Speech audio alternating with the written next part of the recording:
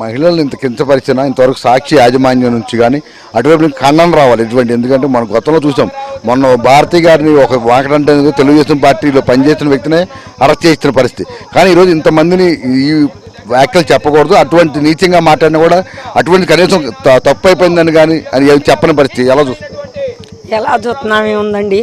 దేనికైనా ముందుకొచ్చి మేము మాట్లాడుతున్నామని చెప్పి ఒక ఆలోచనలోనే ఉంది. కానీ సాక్షి అనేది వాళ్ళు రైతుల్ని మహిళల్ని ఇలా మాట్లాడకూడదు అనేది వాళ్ళకి తెలియదు.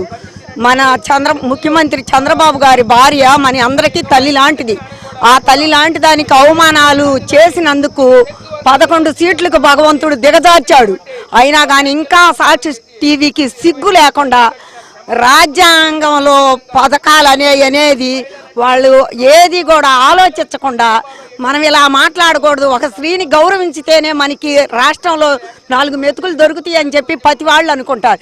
కానీ వాళ్ళు 150 మంది ఉన్నామని చెప్పి అప్పుడు పదవిలో ఉన్నప్పుడు కూడా మదాంకారంతో ఉన్నారు. ఇవాళ పదవి పోయిన తర్వాత కూడా సిగ్గు లేకుండా మాట్లాడుతున్నారు.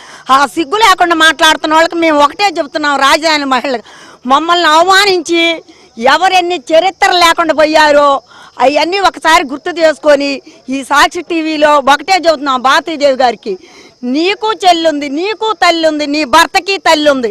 కానీ మమ్మల్ని మాట్లాడబోయేటప్పుడు ఒక మాట గుర్తుపెట్టుకో, నువ్వు సాయంత్రానికల్లా నువ్వు ఆంధ్రప్రదేశ్లో ఉన్న ప్రతి ఆడగూతురికి కూడా నీ ఛానల్లోనే నాది తప్పైంది అని చెప్పు.